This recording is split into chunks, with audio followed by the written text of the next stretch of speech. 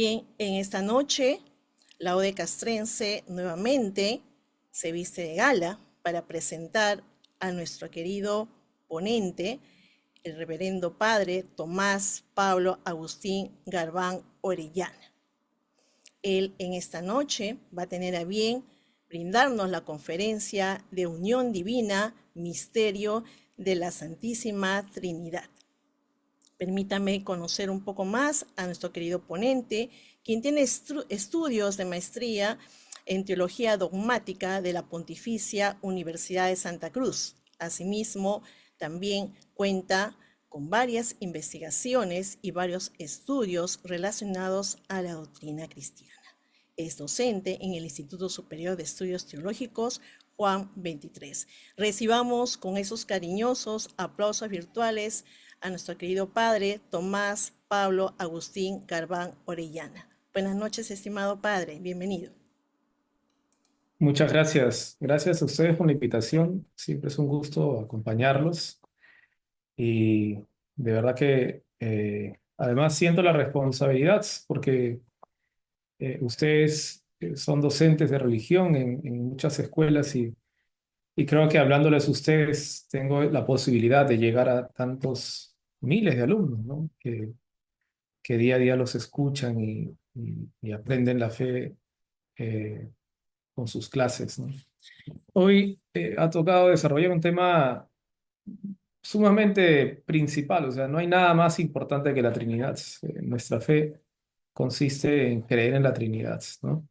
Entonces, sin más, me gustaría comenzar. He preparado una presentación, pero tiene muchas diapositivas y, y bueno, ojalá podamos terminar todo. Yo creo que sí, simplemente eh, procuraré no detenerme en cada diapositiva, sino más bien en cada tema, ¿verdad? Si las diapositivas simplemente serán un instrumento, ¿ya?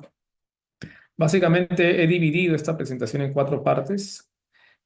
Primero me gustaría tratar sobre la unidad de Dios, luego sobre la Trinidad de Dios, o sea, ¿de dónde sale que creemos en la Trinidad? Muchas personas se preguntan eso. Luego la doctrina básica de los primeros concilios. En casi todos esos concilios, los cuatro primeros se ha tratado temas trinitarios. Y luego algunos términos y conceptos teológicos acerca de la Trinidad, poco conocidos, por cierto, pero creo que este es el momento como para profundizar en ellos, ¿ya? Voy a presentar a ver las diapositivas y comenzamos. A ver. Siéntanse libres de interrumpirme cuando deseen. Siempre es bastante enriquecedor escuchar preguntas, no solo para el profesor, también para los demás alumnos, ¿verdad? Muy bien, vamos a comenzar entonces. Una cita de San Cesario, antes existían esos nombres, ¿no? Cesario de Arles. Fides omnium Christianorum in Trinitate consistit. Toda la Trinidad de los cristianos, perdón, toda la fe de los cristianos consiste en la Trinidad. La Trinidad es el núcleo de nuestra fe. De hecho, es lo primero que aprendemos. La primera oración que nos enseñan nuestros padres es en el nombre del Padre, del Hijo y del Espíritu Santo. Y por cierto, es la más importante. Es invocar al Dios que Jesucristo nos reveló, Padre, Hijo y Espíritu Santo. No hay misterio más importante que la Trinidad. Todo lo que creemos se desprende de este misterio. Este misterio es la raíz de toda la revelación cristiana. Es la fuente de todos los otros misterios de fe. Es la luz que ilumina los misterios de fe. Cuando no entendemos bien una verdad de fe, bueno, la Trinidad da luz. Confrontemos esa verdad de fe con la Trinidad para comprender correctamente esa verdad de fe. Es la enseñanza más fundamental. No hay nada que esté debajo de esta enseñanza, es el fundamento de todo, ¿no? La historia de la salvación no es otra cosa que revelación de la Trinidad. Se revela el Padre, se revela el Hijo, se revela el Espíritu Santo. La vida cristiana no es otra cosa que ser amigos de un Dios unitrino, amigo del Padre, amigo del Hijo, amigo del Espíritu. Eso es ser cristiano. Es saber que tenemos un Padre en el cielo que nos perdona, saber que ese Padre tiene un Hijo que nos ama hasta dar la vida en la cruz por nosotros, y saber que en lo más profundo de nuestro ser está el Espíritu Santo, que nos lleva a la comunión con el Hijo. El camino cristiano es el camino que comienza con el Espíritu, que está en nuestros corazones. Pasa por el Hijo, al que conocemos a través del Espíritu, y llegamos al Padre, porque quien ha visto al Hijo ha visto al Padre. Ese es el camino de la vida cristiana. La Trinidad además es el fin último de la vida cristiana. ¿Hacia dónde nos dirigimos? Bueno, hacia la contemplación de Dios unitrino. Por tanto, está en el inicio, está en el camino y está en el fin. Ok, comencemos con la primera parte de esta ponencia. Una consulta. ¿Vamos a tener seguidos todas las 2 horas? Sí, solo para saberlo y también yo mismo organizarme. No sé cómo han hecho ayer Eh, po- en la charla anterior. Quizás, Padre Tomás, si me permite, se puede dar a mitad de la ponencia, capaz unos 3 minutos, ¿no? O 4 minutos para un pequeño descanso o quizás para absolver algunas preguntas que los participantes puedan realizar. Sí, sí, genial, genial, perfecto. Entonces, si no, vamos hasta las 9 y hacemos ahí una pequeña pausa. Perfecto. Ah, Ya, Padre, está bien. muy bien. Iniciamos con la primera parte. Dios es uno. Antes de examinar en qué consiste la Trinidad, bueno, examinemos en qué consiste la unidad de Dios. Eh, Hace unos años leí un libro de Giulio Masper, un italiano, especialista en la Trinidad, que escribió un texto titulado Uno perché trino, en italiano. En español significaría uno porque trino. Y él contaba ahí una anécdota. Alguna vez él había escuchado que habían dicho de la Trinidad, Dios es uno a pesar de ser trino. Es decir, parece que la Trinidad era una dificultad para que Dios fuera uno, porque ese a pesar es como un obstáculo, digamos así, ¿no? A pesar, bueno, a pesar de que es trino, es uno. Y decía, bueno, esa expresión suena raro, uno a pesar de ser trino, como si el hecho de que fueran tres estorbara al hecho de que es un solo Dios. Y él hacía este razonamiento. Decía, estamos habituados a contemplar la unidad de los individuos, la unidad de las cosas. Por ejemplo, yo veo un lápiz, yo veo una montaña, yo veo una camiseta. Ok, y por ejemplo, cuando pensamos en la unidad de la familia, decimos, bueno, sí hay unidad, sí, pero bueno, al final son 5 personas, el padre, madre y 2 hijos y 3 hijos. Entonces es unidad, pero bueno, es una unidad analógica, digamos así, no metafórica. En realidad son 5 personas. Pero fijémonos, por ejemplo, que un lápiz se puede partir fácilmente. Ya no tienes un lápiz, tienes 2 lápices. Y 2 lápices también se podrían partir a su vez y obtendríamos 4 lápices. Y una camiseta podría cortarse y tendríamos 2 pedazos de tela. Y cortar a la vez esos 2 pedazos y tendríamos 4. Entonces, la unidad de las cosas parece la unidad paradigmática, pero es una unidad muy débil. Se pierde rápidamente. El lápiz puede inmediatamente volverse en 2, y en 4, y en 8. En cambio, pensemos en la unidad de la familia. Puede ser que tal vez un día discuta el papá y la mamá. Bueno, no importa, siguen siendo una sola familia. Puede ser que un hijo se vaya de viaje por estudios. No pasa nada, siguen siendo una sola familia. Puede ser que alguno de los miembros muera. Y no importa, siguen siendo una sola familia. ¿Por qué la unidad de la familia es tan sólida y en cambio la unidad del lápiz es tan débil? Bueno, la respuesta es sencilla. En la familia hay amor, en el lápiz no hay. La verdadera unidad se da allí donde hay amor. La unidad de la cosa aislada, del individuo aislado, parece la unidad paradigmática, pero en el fondo es una unidad muy débil. Es una unidad que no resiste el tiempo, no resiste los problemas. En cambio, la unidad de la familia, justamente porque los miembros se aman, es una unidad muy fuerte, muy sólida, muy estable. Habría que decir que la unidad de la familia es la paradigmática, no la unidad del lápiz o de la montaña. Allí donde hay amor, allí hay verdadera unidad. Esa unidad es muy firme, muy sólida, muy estable.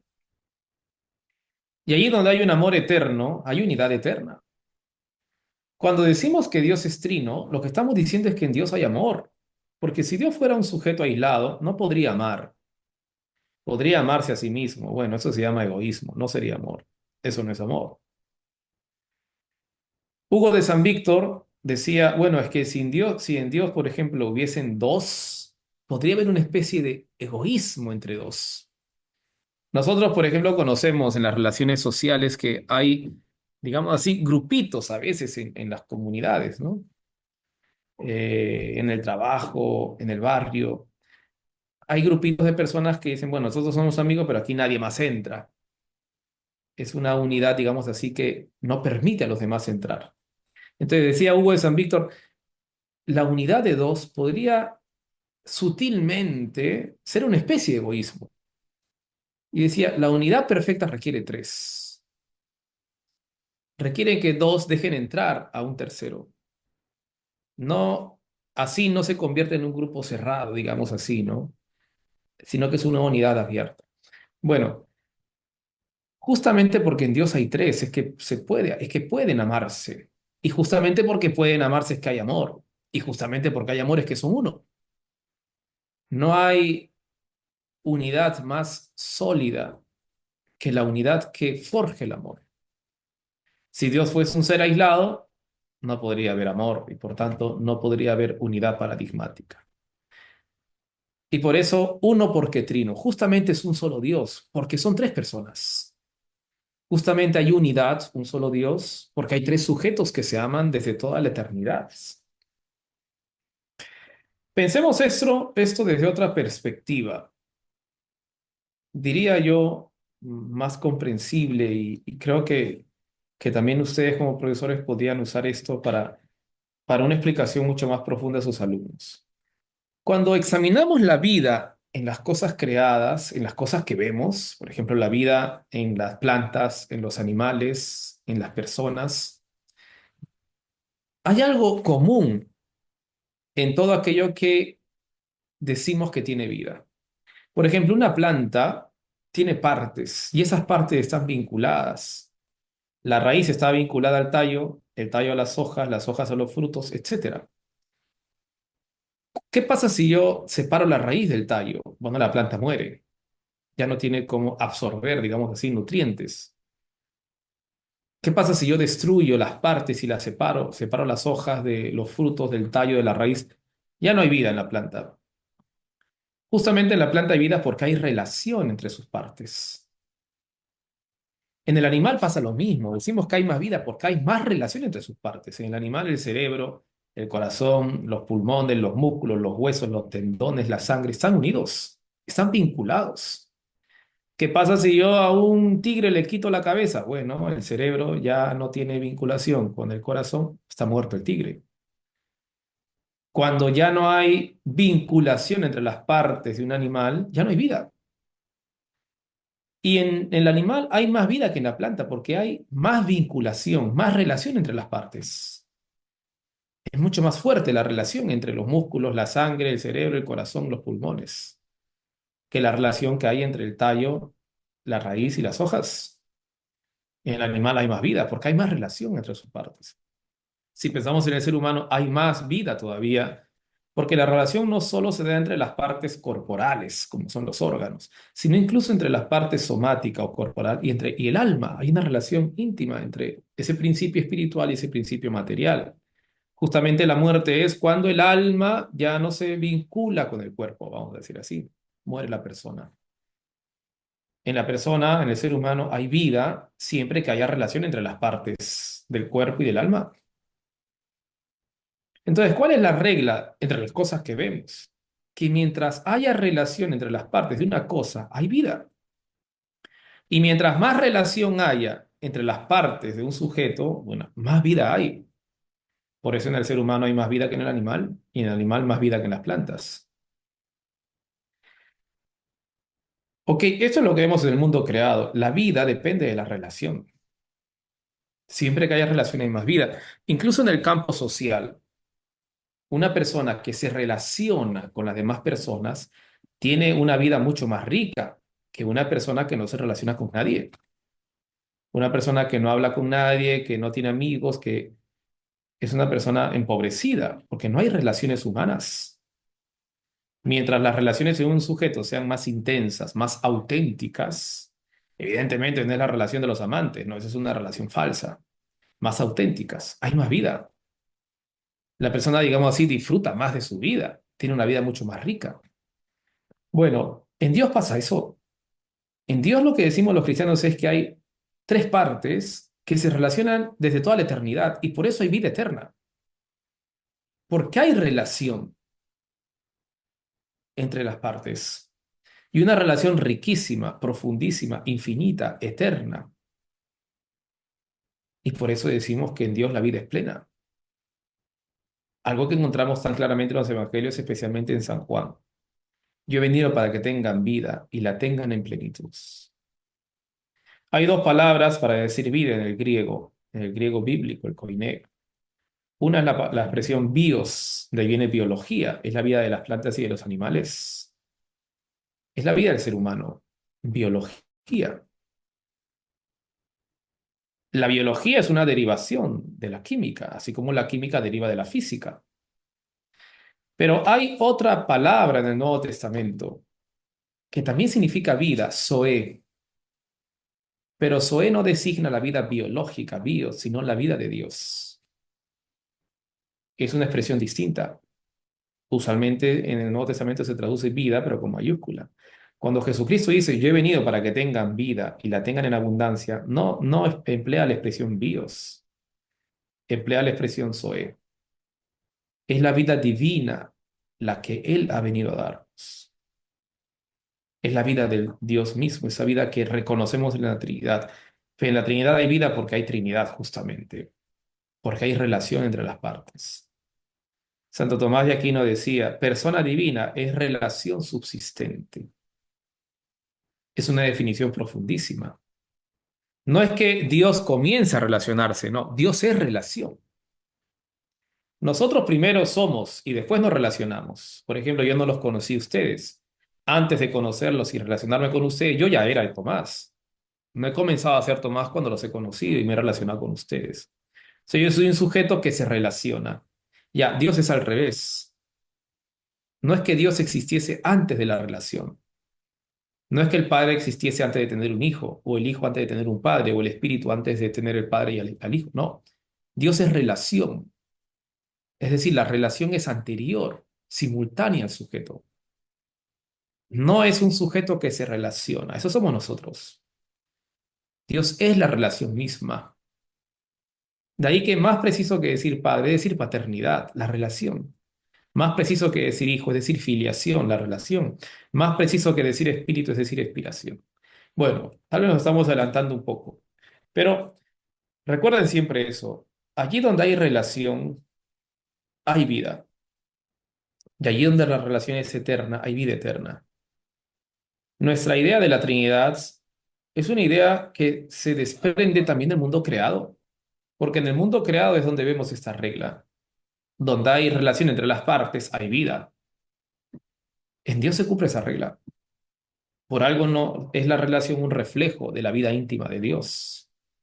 Muy bien, analicemos algunos atributos de Dios, algunas características de Dios uno. Antes de analizar alguna de estas características, tengamos en cuenta que en Dios las características se identifican. Nosotros decimos que Dios es bueno y que Dios es eterno, ya, pero la bondad y la eternidad en Dios es lo mismo. Decimos que Dios es misericordioso y que es justo, ya, pero la misericordia y la justicia en Dios es lo mismo. Dios se identifica con sus propiedades. No es que Dios sea justo, Dios es la justicia. No es que Dios sea eterno, Dios es la eternidad.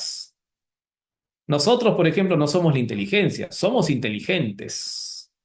Dios no es inteligente, Dios es la inteligencia. Dios no es bueno, Dios es la bondad. Como Dios se identifica con sus propiedades, bondad, misericordia, sabiduría, sus propiedades se identifican entre sí. En Dios es lo mismo ser bueno que ser justo y ser sabio. Es lo mismo. Muy bien. Además, las propiedades en Dios se predican de las tres personas. Las tres personas son sabias, las tres personas son inteligentes, las tres personas son eternas. Para hablar de Dios necesitamos hacer uso de la analogía. Porque nosotros conocemos cosas y personas buenas, pero no conocemos la bondad. Nosotros conocemos personas y cosas bellas, pero no conocemos la belleza. Hacemos uso de la analogía, que es un instrumento de nuestra inteligencia que conoce por comparación. A partir de las cosas creadas, por ejemplo, a partir de la inmensidad del universo, por analogía, imagino la inmensidad de Dios. A partir de la bondad de mi madre, por analogía, imagino la bondad de Dios. Si así es buena, de buena mi mamá, ¿cómo será Dios? A partir de la bondad de un paisaje, de la belleza de un paisaje, imagino la belleza de Dios. ¿Cómo será Dios si Dios hizo ese paisaje? Ok, eso es la analogía. Muy bien. Algunos atributos de Dios. En primer lugar, Dios es uno. Ya, Dios es uno, pero también es único. Por ejemplo, un caballo es uno, pero no es único. Hay muchos caballos. Dios no solo es uno, es único. No hay otro Dios. A esa propiedad se le llama la unicidad.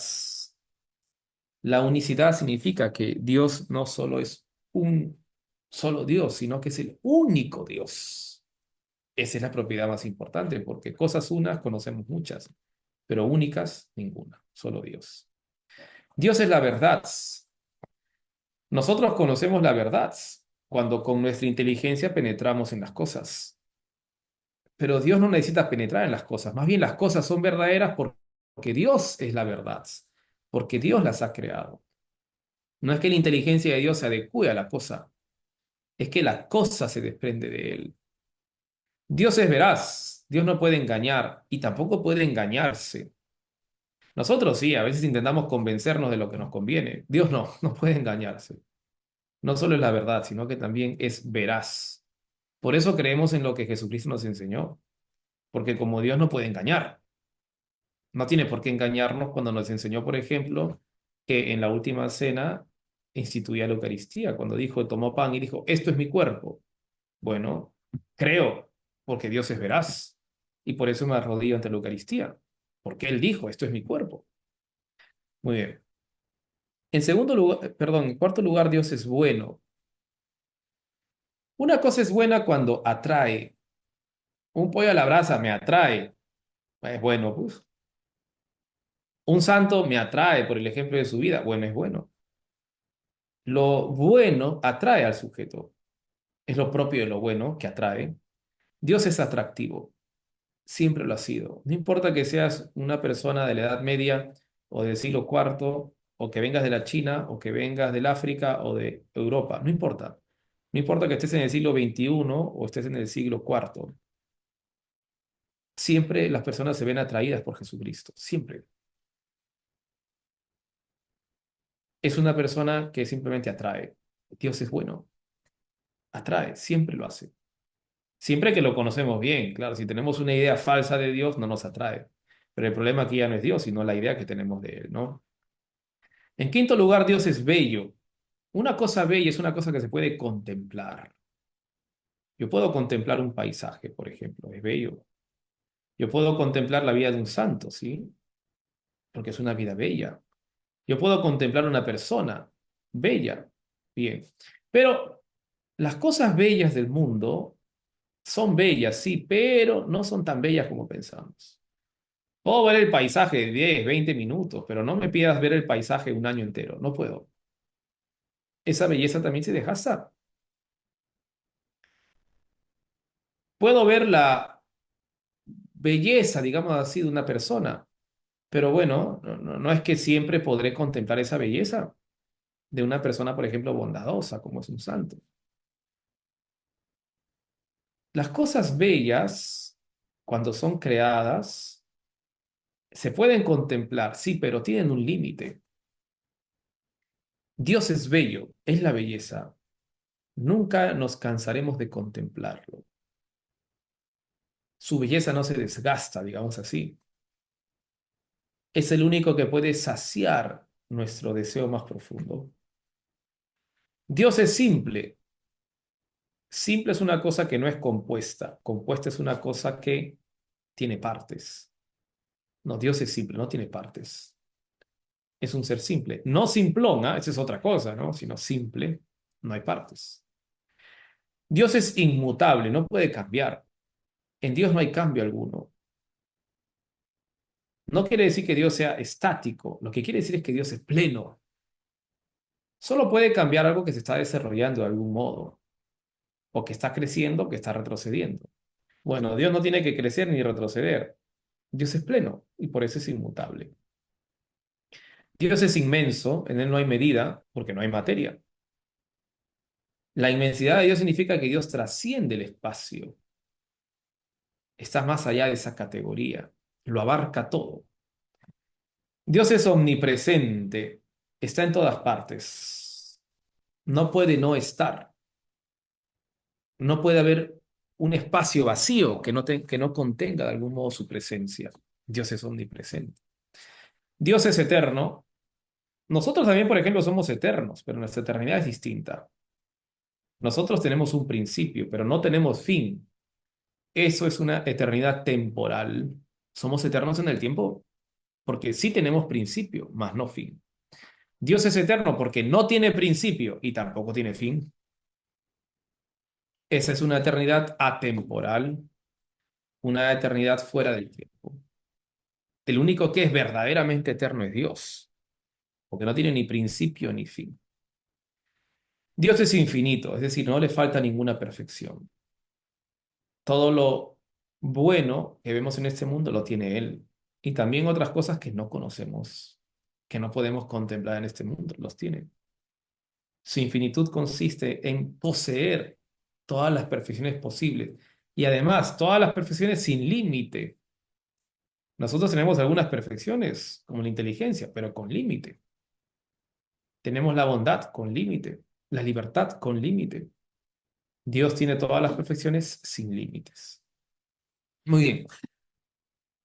Por otra parte, encontramos algunos rasgos de Dios que ya no son fruto de la especulación, lo que se llama la teología natural o la teodicea, sino son parte de la revelación. Dios nos ha enseñado que tiene esos rasgos.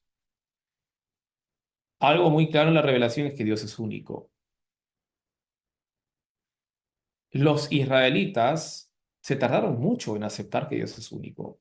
El monoteísmo comienza a ser, digamos así, cimentado en la cultura judía solo a partir del siglo sexto, con los grandes profetas como Isaías, Jeremías, Ezequiel. A Israel le costó mucho aceptar el monoteísmo, mucho. Seguía teniendo la tentación de recurrir a otros dioses. Dios en la Escritura nos enseña, oye, Dios es único. Los judíos debían hacer esta oración de Deuteronomio 6:24 tres veces al día. Shema Israel. Escucha Israel, el Señor nuestro Dios es solamente uno. Amarás al Señor tu Dios con todo el corazón, con todo el alma, con todas las fuerzas. Dios es solamente uno. Por otra parte, Dios es personal, es un ser personal. Dios no es una fuerza, una trascendencia, un ser impersonal. No, Dios es persona porque puede pensar y puede amar. En la Biblia encontramos muchos antropomorfismos. ¿Qué es un antropomorfismo? Es hablar de Dios como si fuera un sujeto humano. Y por eso vemos que en la Biblia aparece que Dios camina, que Dios extiende su brazo, que Dios se enoja, que Dios se arrepiente, que Dios se regocija. Son antropomorfismos. Es decir, estamos hablando de Dios según nuestras categorías humanas. Pero evidentemente Dios no extiende su brazo porque Dios no tiene brazos. Dios no camina porque no tiene piernas. Son antropomorfismos. Pero esto lo sabían ya los padres de la iglesia en la antigüedad, ¿ah? No es un problema cuando encontramos estos pasajes en la escritura. Son antropomorfismos. Por ejemplo, en la escritura encontramos muchas veces que Dios se arrepiente. Dios se arrepintió de haber destruido una ciudad. Eso es un antropomorfismo, pues, porque Dios no se arrepiente. Dios no puede cambiar, es inmutable. Son modos de hablar antropomorfismos. Ok, Dios es omnipotente. El poder de Dios no tiene límites. Llega a los cielos, Shamayim, a la tierra, Jerez, a los infiernos, el Sheol. No hay nada que escape de su poder. Y por eso el demonio en la Biblia no es otro Dios, es una criatura malvada. Dios no tiene competidor. No hay un Dios malo y un Dios bueno, no solo hay un Dios bueno, es omnipotente ese Dios bueno. Hay dos atributos en la Biblia que están muy vinculados a la omnipotencia de Dios. Dios es creador, bará. El verbo bará, crear en hebreo, solo se aplica a Dios, a nadie más. Nosotros no podemos crear, podemos hacer, pero hacer es transformar. Yo hago una mesa, ok, transformo la madera en mesa, pero no creo madera, no creo una mesa. A veces hablamos del ser humano como creador. Bueno, es una expresión equívoca. Los seres humanos no podemos crear. Crear es sacar algo de la nada. Bueno, eso no podemos hacer. Podemos hacer cosas, transformar cosas bien, eso sí. Y por eso en la Biblia el verbo bara nunca se aplica a un sujeto humano, sino solo a Dios. Solo Dios puede crear. Y por otra parte, Dios es salvador, Goel. Solo Dios puede salvar. Yo no puedo salvarlos a ustedes, por ejemplo. Yo puedo ayudarlos y ustedes pueden ayudarme a mí. Pero salvarnos, no. Solo Dios puede salvarnos. Nosotros podemos colaborar, ayudarnos, bien, pero salvarnos, solo Dios puede salvarnos. Somos cooperadores de Dios. Somos colaboradores de la salvación de nuestros hermanos, pero no somos salvadores, ¿no? Eso es solo Dios. Goel, solo Dios.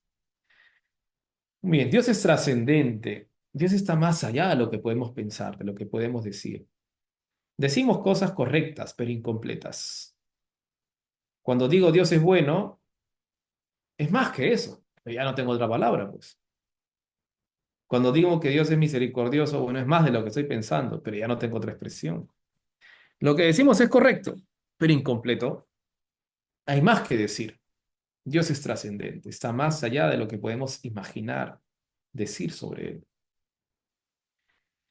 Muy bien. Justamente porque Dios es trascendente y está más allá de lo que podemos decir, tenemos que hablar de Jesucristo. Solo hablando de Jesucristo, que es la imagen de Dios, no corremos el riesgo de predicar nuestras ideas de Dios. Justamente porque podemos equivocarnos al hablar de Dios y decir de Dios lo que Él no es. Es que hablar de Jesucristo es la única manera de no equivocarnos. Siempre diríamos cosas incompletas, digamos así. Hablar de Jesucristo no. Enseñar lo que Jesucristo nos enseñó es la manera de respetar la trascendencia de Dios, de no decir de Él algo que Él no sea. Muy bien. Dios es santo. En la Biblia se dice que es tres veces santo. De hecho, nosotros lo decimos en el santo, en la misa, ¿no? Santo, santo, santo es el Señor. Por esta expresión de los ángeles que en Isaías 6:3 alababan así a Dios. El número 3 recordemos que significa plenitud en la Biblia. Dios es plenamente santo. No es santo como San Pío, Petrechino, Santa Rosa, no, es plenamente santo. Es una santidad que no podemos imaginar. Dios es eterno en la Biblia también. Entre los griegos, la eternidad era vista como un círculo.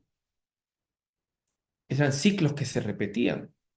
También entre las religiones asiáticas o sobre todo las de la India, ¿no? Los ciclos se repiten. Se entiende la eternidad de Dios como un ciclo que vuelve a repetirse una y otra vez. En la Biblia no se entendía así la eternidad. La eternidad más bien se entendía como una línea.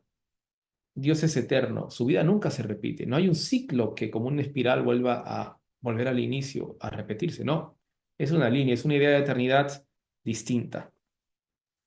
Dios es cercano además. Dios está cerca de Israel. Es como un padre, es como un esposo. Es trascendente, está más allá de lo que podemos imaginar, sí, pero no es lejano, es más bien un ser cercano. Dios es misericordioso. Santo Tomás decía, la misericordia es el atributo más importante de Dios respecto a nosotros. De poco nos serviría que Dios fuera eterno, omnipotente, si no fuera misericordioso. Respecto a las criaturas, es el atributo más importante. Se emplea la expresión Gesed. Dios es misericordioso. Dios es fiel, Emet. La fidelidad entre los judíos se entendía como la verdad. Fiel en la Biblia es aquel que es estable y por eso a Dios se le comparaba con una roca. Solo Dios es fiel porque solo en Él me puedo apoyar sin caerme. En cualquier otro ser podría apoyarme, sí, pero tarde o temprano me voy a caer. Yo me puedo apoyar en la mesa, pero la mesa no es eterna. Tarde o temprano se va a romper, digamos así.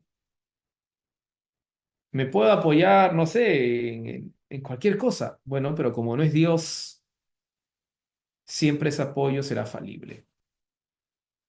¿Por qué Dios es fiel? Porque es estable. En Él sí puedo apoyarme.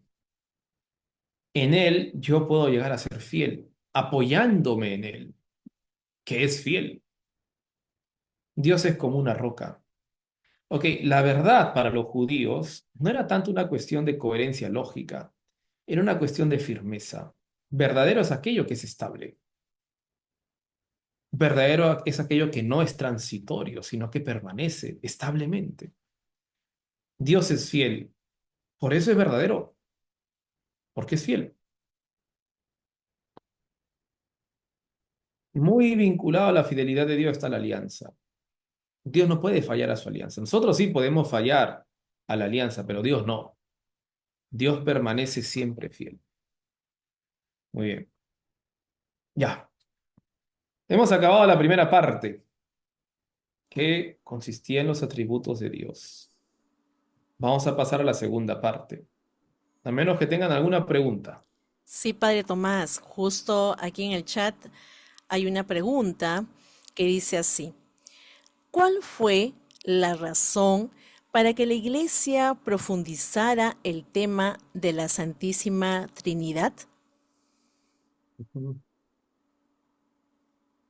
Bien, la razón es que los primeros cristianos, cuando ya aceptaron la divinidad de Jesucristo por su resurrección, porque antes de su resurrección todos pensaban que era un ser humano cualquiera, bueno y todo, pero ser humano.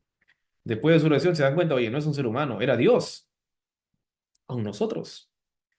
Ok, pero si era Dios, ahora fijémonos en lo que nos enseñó. Si Él era Dios, Jesús, ¿quién era su Padre? Y si Él era Dios, Jesús, ¿quién era ese Paráclito que nos prometió, ese Espíritu Santo? Entonces los primeros cristianos se vieron con este problema. Realmente fue un problema. Bueno, no cabe duda de que Cristo es Dios. Pero entonces, ¿quién es su Padre? Y Él obedece al Padre. O sea, pareciera que el Padre es superior a Él y Él es Dios. Y nos dijo del Espíritu Santo que Él nos llevaría a la verdad completa. Es decir, el Espíritu Santo nos lleva a Jesús, que Él es la verdad. Entonces, esta fue la razón histórica, la predicación de Jesucristo. Los primeros cristianos tuvieron que vérselas con esa predicación y decir, bueno, entonces ¿hay tres dioses o qué? Pero nunca dijeron que hay tres dioses, porque Jesucristo no había rechazado ninguna enseñanza fundamental del Antiguo Testamento. Y en el Antiguo Testamento, un baluarte del monoteísmo. Lo que dijeron los primeros cristianos lo que hicieron fue un acto de humildad, decir, bueno, no entendemos. Dios es uno, indudable, eso no se puede poner en duda, pero es trino, es Padre, es Hijo y es Espíritu Santo. Fue un acto de humildad, decir, bueno, aceptamos la predicación de Jesucristo, aunque no lo comprendamos del todo. Pero la palabra Trinidad, Trinitas, recién se acuñó en el siglo III, con un autor del norte de África, Tertuliano. Entonces, no es que los primeros cristianos ya tenían esta palabra, no, tenían la convicción generada por la predicación de Jesucristo, de que Dios era uno, pero a la vez había tres sujetos, el Padre, el Hijo y el Espíritu. Aunque no tuviesen la palabra, sí tenían el concepto, tenían la convicción muy clara, que era de fe, ¿no? Ya en Mateo 28 y 19 encontramos que Jesús dice a los apóstoles, vayan y bauticen en el nombre del Padre, y del Hijo y del Espíritu Santo, ¿no? Mm. Padre, yo quisiera hacerle una pregunta también, ¿no? ¿Cómo poder abordar en ese caso para los niños, ¿no? En el nivel quizá de primaria, donde también ya se trabaja el área de educación religiosa, cómo poder dar a conocer a los niños ese misterio de la Santísima Trinidad? O sea, ¿cómo podemos llegar a ellos para que ellos puedan quizás entender de alguna manera, ¿no? De una forma ese misterio. Muy bien. Justo es lo que vamos a ver a continuación. Ah, muy Creo bien. que la manera de enseñar a los niños y también a los jóvenes es la Biblia. Porque muchas personas piensan que los cristianos nos hemos inventado esto, pero hay que mostrar en la Biblia. Oye, está en la Biblia. Está en la Biblia. Y está, y la Biblia es reflejo de la predicación del Señor y las enseñanzas de los apóstoles. Entonces, bueno, hagámoslos con la Biblia, porque ahí tiene que estar. La enseñanza más fundamental de los cristianos tiene que estar en la Escritura, especialmente los evangelios. Entonces, ahí vamos a ir. Ya veremos algunos pasajes donde se muestra con claridad que Dios es Padre, Hijo y Espíritu Santo. ¿Ya? Muy bien. Excelente, Padre Tomás. No sé si del auditorio, estimados maestros, aprovechemos la presencia del Padre. Ahí tenemos otra pregunta, Padre Tomás. Eh, Dice así, ¿cómo abordar con los estudiantes de secundaria antropomorfismo al explicar sobre Dios? Ujú. Bueno, hay que partir de que nuestra comprensión sobre Dios es muy limitada. No digo falsa, falsa no, sino limitada. Necesitamos hacer recurso de estos instrumentos conceptuales. Nuestra inteligencia tiene muchos recursos. Por ejemplo, la analogía, hemos hablado de ello. Conocemos por analogía. Por ejemplo, yo nunca he visto un tigre de sable, pero sí he visto a mi gatito. Por analogía, imagino un tigre de sable. Nadie nunca ha visto al tigre de sable, ¿no? Tampoco los científicos lo que han visto son huesos o dientes.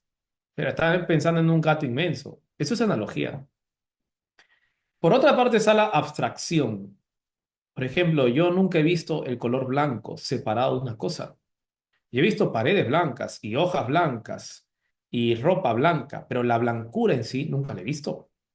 Cuando hablamos del color blanco estamos abstrayendo. Abstraer significa separar, separar. Entonces, hay que dejar en claro a los alumnos que cuando hablamos de cosas muy profundas, no solo divinas, ¿ah? También en matemáticas necesitamos abstraer. Porque yo nunca he visto el número 2. Lo que he visto es dos manzanas y dos casas y dos carros, pero nunca he visto el 2. Nadie nunca ha visto el 2, ¿no? Necesitamos abstraer para conocer unas cosas más difíciles. Necesitamos hacer uso de la analogía.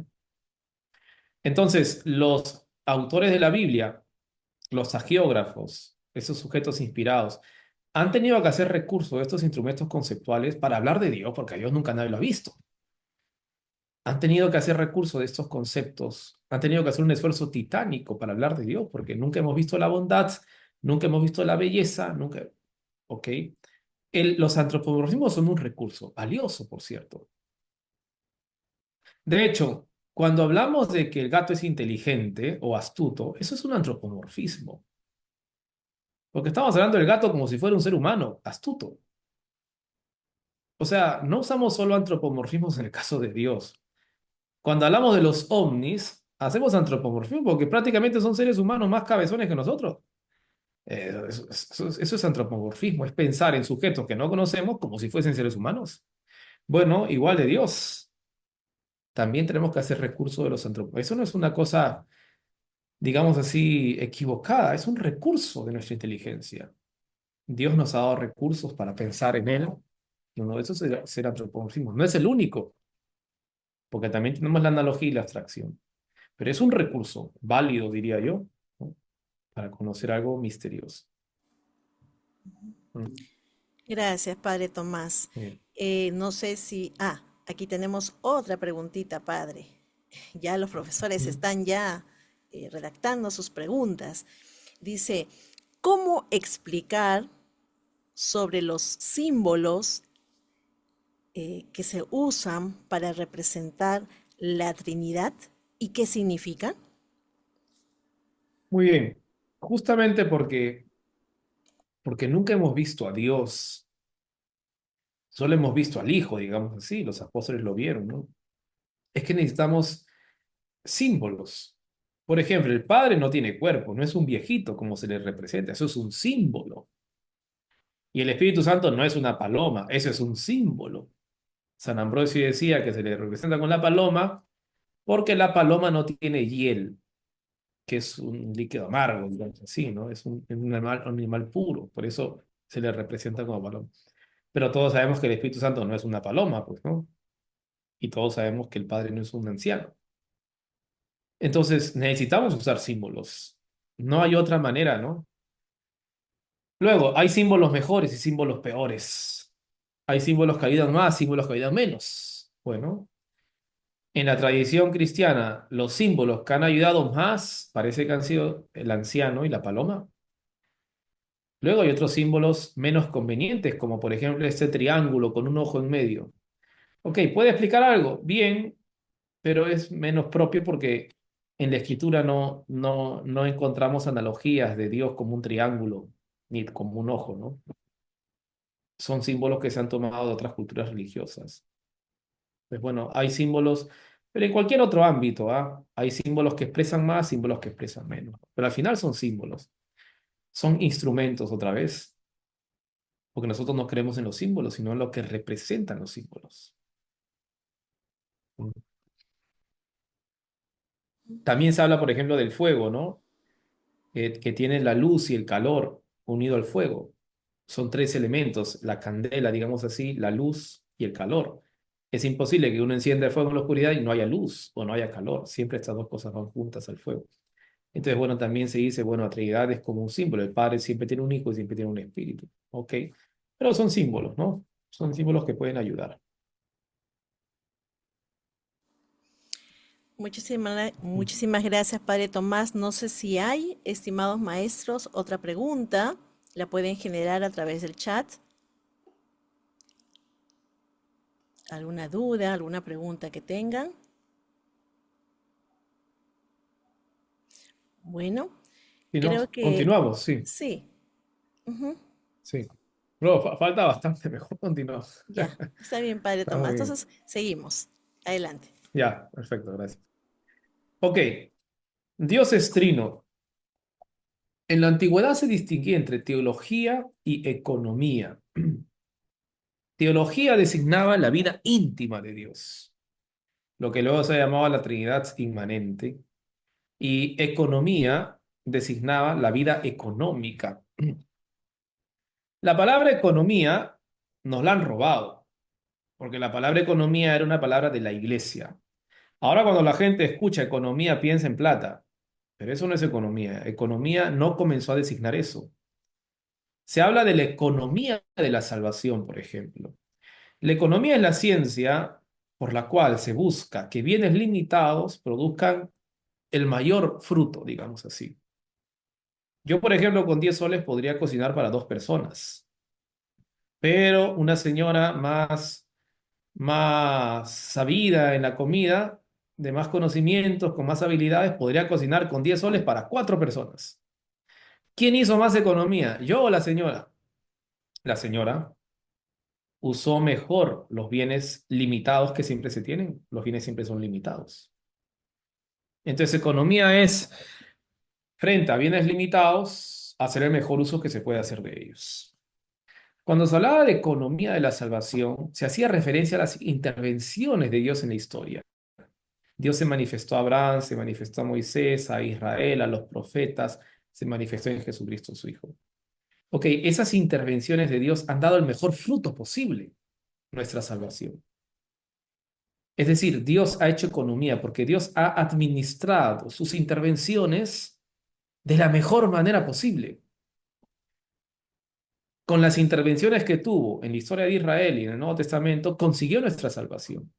De ahí que se hable de economía de la salvación, que es sinónimo de historia de la salvación.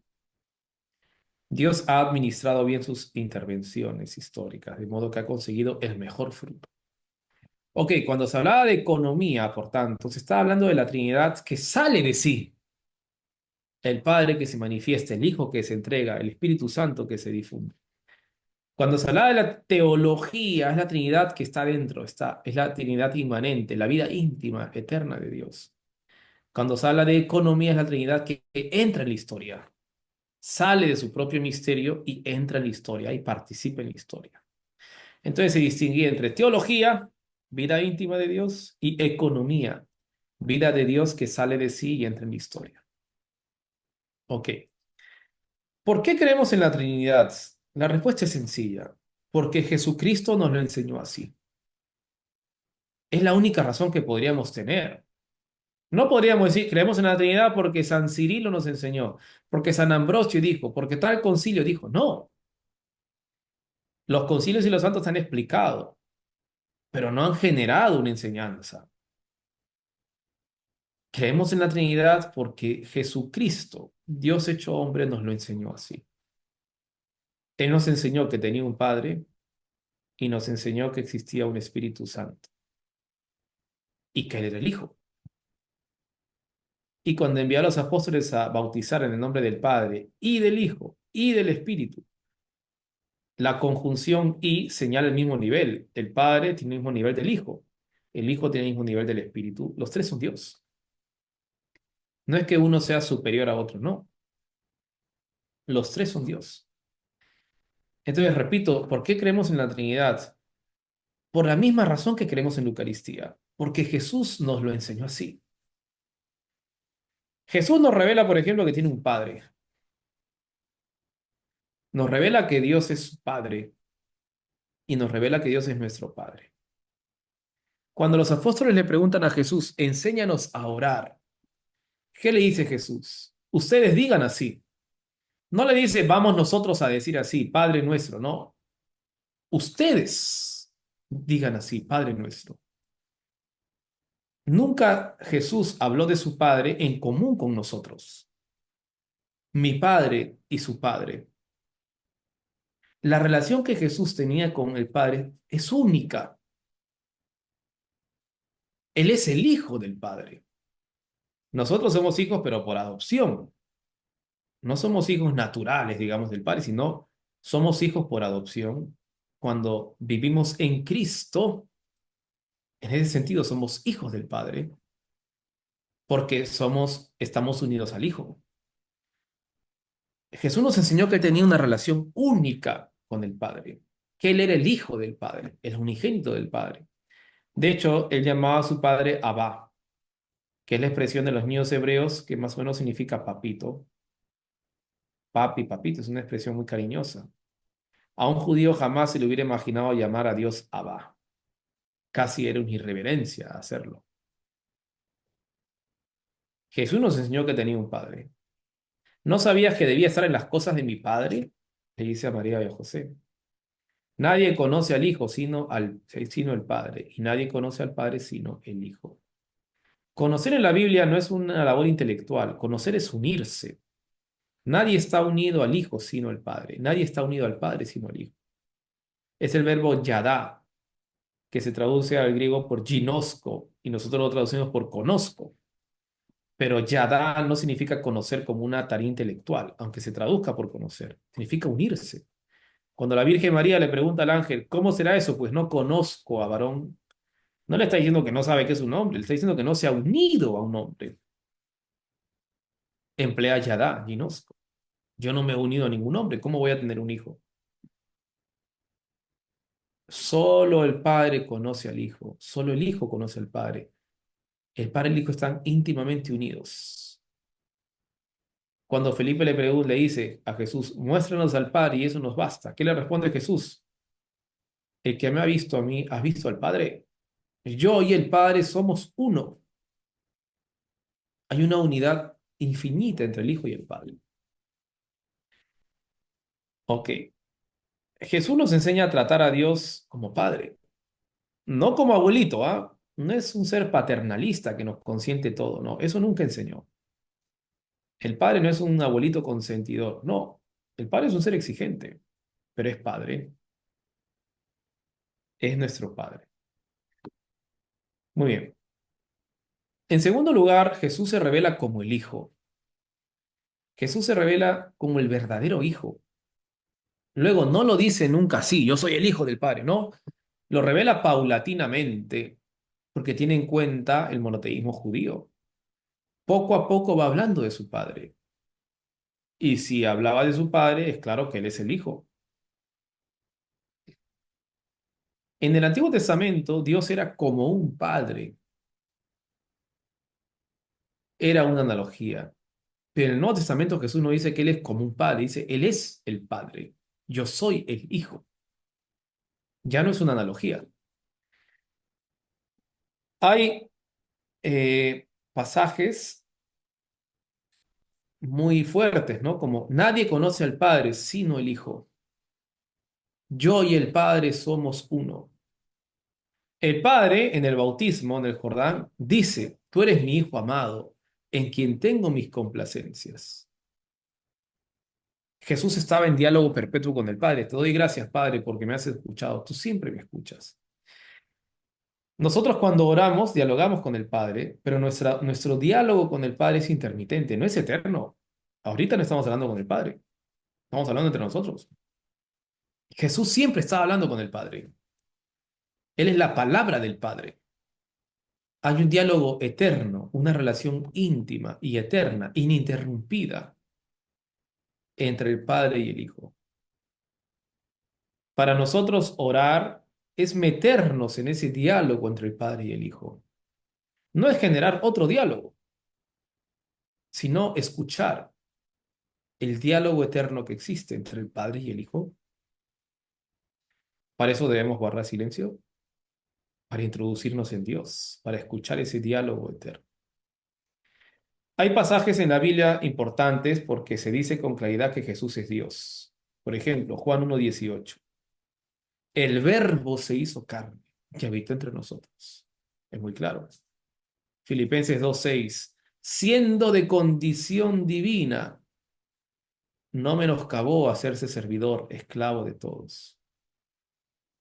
Bueno, son pasajes en donde con toda claridad se dice que Jesús es Dios, el Hijo es Dios. Y por último, Jesús nos revela el Espíritu Santo. Cuando venga Él, el Espíritu de la verdad os guiará hacia la verdad completa. Les he puesto ese pasaje en griego porque es interesante. Espíritu en griego se dice neuma, neuma. Y neuma en griego es una palabra neutra. Nosotros en castellano no tenemos palabras neutras, no tenemos masculino o femenino, pero en el griego hay palabras neutras, palabras que no son ni masculino ni femenino. Neuma es una palabra neutra. Pero Jesús cuando habla del espíritu emplea equinos, aquí aquel, y equinos es masculino. En vez de emplear un pronombre neutro, emplea un pronombre masculino, como para indicar que el espíritu es persona. Es como si yo dijera, eh, no sé, el computadora. Está mal dicho, es la computadora. No, pues yo digo él, pues yo, para indicar que la computadora es persona. Ya, Jesús, en los evangelios encontramos eso. Cuando se habla del espíritu, no se emplea el neutro, se emplea el masculino, como si quisieran indicar que es un sujeto, una persona. Es un error gramatical, pero lo han hecho a propósito, como para indicar que no están hablando de un aire, de un espíritu, sino de un sujeto. Muy bien. El Hijo y el Espíritu están muy unidos. Por ejemplo, la encarnación se hace con la sombra del Espíritu. El Hijo se hace hombre con la acción del Espíritu. Jesús en el Jordán es ungido por el Espíritu. Después del bautismo, el Espíritu impulsa a Jesús al desierto para que venza al demonio. Jesús hacía milagros y expulsaba a los demonios con el poder del Espíritu. El Espíritu, según Romanos 8, resucitó a Jesús. O sea, el Espíritu no era menos que Jesús. A eso voy. El Espíritu tenía un rol decisivo en la vida del Hijo, así como lo tenía el Padre. Jesucristo no actuaba sin la voluntad del Padre y tampoco actuaba sin la fuerza del Espíritu. Jesucristo está íntimamente unido a la acción del Espíritu, así como está íntimamente unido a la voluntad de su Padre. Dos palabras importantes en la Biblia, dabar, que significa palabra, y ruá, que significa espíritu. Dabar es palabra en hebreo, pero es una palabra interior que sale del corazón. Esa expresión dabar, palabra, luego se traduce al griego por logos, el logos de Dios, la palabra de Dios.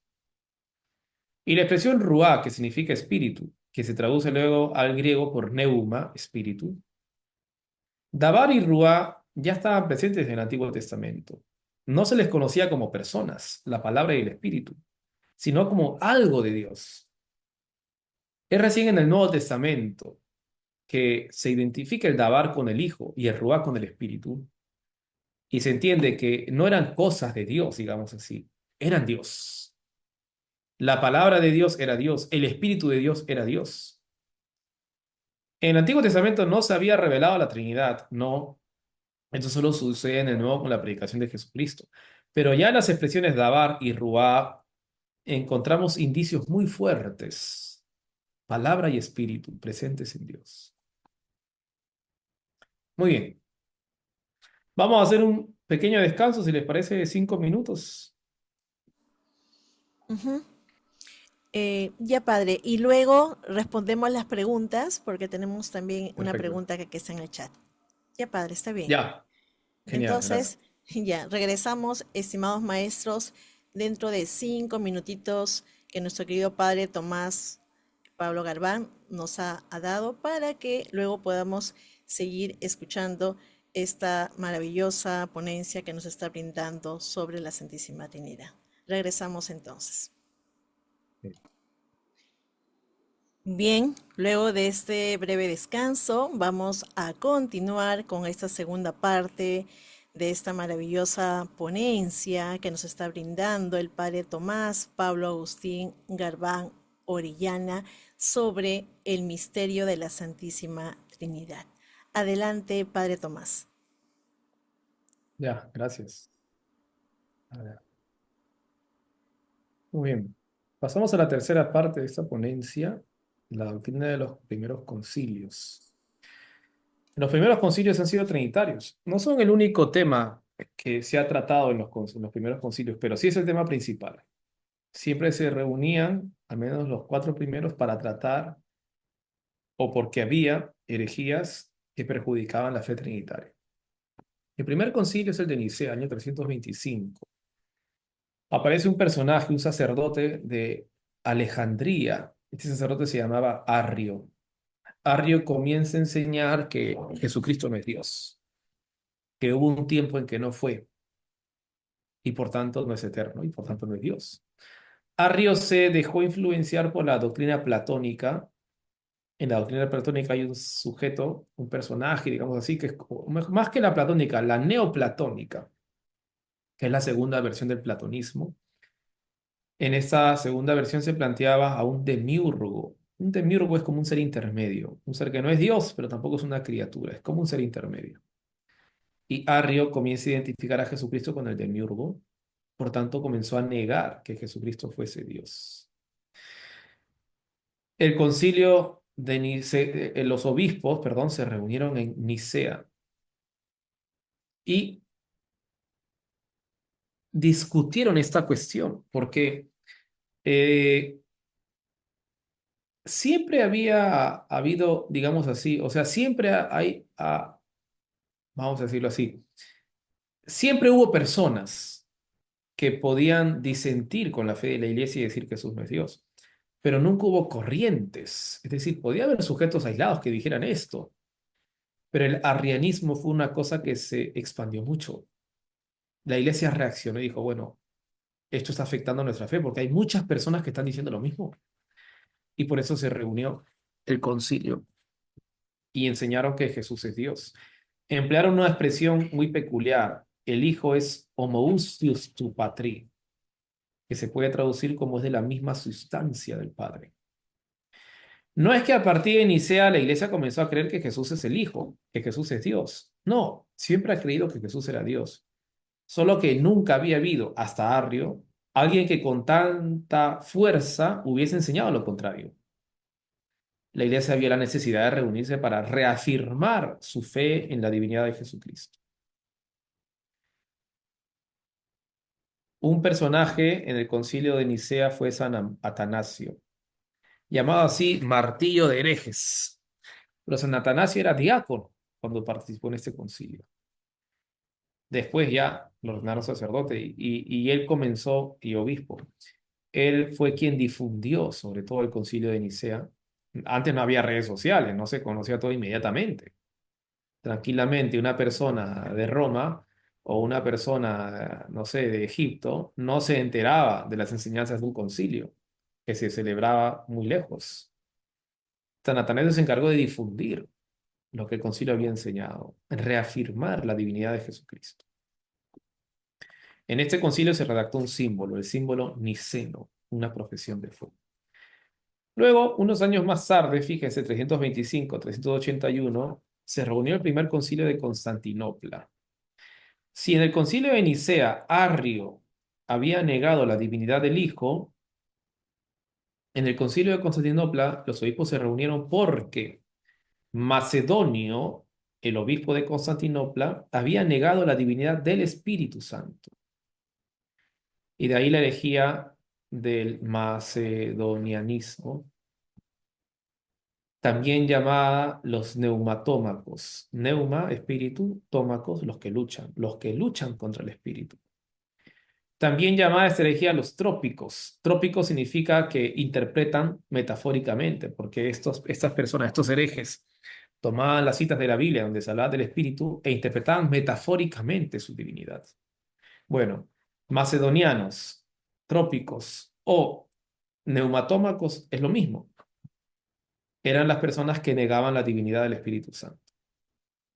Se reúne el concilio en Constantinopla, una ciudad que se encuentra en Turquía, y establecen, reafirman su fe en que el Espíritu Santo es Dios. Y se añade al símbolo de Nicea algunos artículos sobre el Espíritu Santo. Por ejemplo, se dice que el Espíritu Santo es Señor y dador de vida. Es decir, es Dios, porque dador de vida, dador de Zoé, es Dios. Si el Espíritu Santo puede dar la Zoe, es porque es Dios, tiene la vida divina. Se dice que procede del Padre.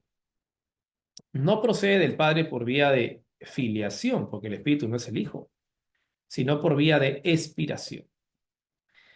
Y se dice que recibe la misma adoración y gloria. O sea, la misma adoración y gloria que damos al Padre y al Hijo, damos al Espíritu. Es lo que se llama la homotimia, la misma gloria, misma adoración. Y se enseña que habló por los profetas. ¿Quién habló por los profetas? Dios. Si el Espíritu habló por los profetas es porque es Dios. Muy bien. Luego, el concilio de Éfeso. En Constantinopla entra un obispo Nestorio y cuando él entra hay una discusión. La discusión teológica era, ok, Jesucristo es, eh, se puede decir, anthropotokos, es decir, hijo del hombre, o es Cristo, o, perdón, o es Theotokos, hijo de Dios. Era la discusión, ¿cómo llamar a Jesucristo? Anthropotokos, hijo del hombre, o Theotokos, hijo de Dios. Estas expresiones hacían referencia a la Virgen María. Se decía, ok, ¿la Virgen María es madre del hombre Jesús o es madre de Dios, de la divinidad de Jesús? ¿Es madre del Anthropotokos, hombre Jesús, o es madre del Theotokos, Dios? Esa era la discusión. ¿Cómo llamar a la Virgen? ¿Madre del hombre o madre de Dios? Ahí estaba la cuestión. Entra Nestorio y para no ganarse problemas ni con un bando ni con otro, comienza a decir, bueno, llamemos a Cristo, a Jesucristo, Cristotocos. No le llamemos Anthropotokos, ni no le llamemos Theotokos, sino Cristotocos. Pero aquí había un problemita, o un problemón. Nestorio no quería llamar a la Virgen Theotokos. No quería decir que Jesús es, que perdón, que la Virgen es la madre de Dios. No quería decir eso. Entonces se reúne el concilio en Éfeso para decir, oye, ¿podemos llamar a la Virgen madre de Dios o no? O tenemos que llamarla simplemente Anthropotokos, madre del hombre. Y el concilio determina, no, sí se puede llamar a la Virgen madre de Dios. Porque Por ejemplo, mi mamá, ¿a quién ha dado a luz? ¿Ha dado a luz la naturaleza humana o ha dado a luz a Tomás? Bueno, ha dado a luz a Tomás. Ninguna madre da a luz a la naturaleza humana. Las madres dan a luz a personas humanas. Igual, la Virgen María no dio a luz a la naturaleza divina, pero sí dio a luz a la persona divina. ¿Quién es esa persona divina? El Hijo de Dios, la segunda persona de la Trinidad. Es decir, la Virgen María tuvo en su seno a una persona divina. Y por eso se le puede llamar Theotokos, porque la persona que estuvo en su seno era Dios. No se le dice Theotokos en el sentido de que la Virgen María haya dado inicio a la divinidad. La Virgen María sea madre de Dios en el sentido de que es madre de la divinidad. No, es que ninguna madre es madre ni de la divinidad ni de la humanidad. Las madres son madres de personas. Y la persona que estuvo en el seno de la Virgen fue la segunda persona divina. Y por eso se le puede llamar Madre de Dios. Y por eso se le puede llamar Theotokos.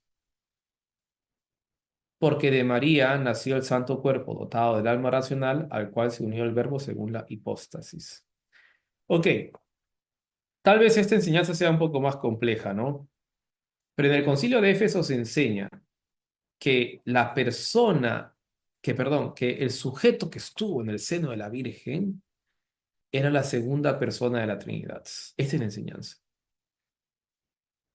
Y por eso se puede llamar a María Madre de Dios. No porque María dé origen a la divinidad. No, la divinidad existía antes que María, sino porque en el seno de María estuvo el Hijo de Dios. Esa es la enseñanza. Por último, el concilio de Calcedonia.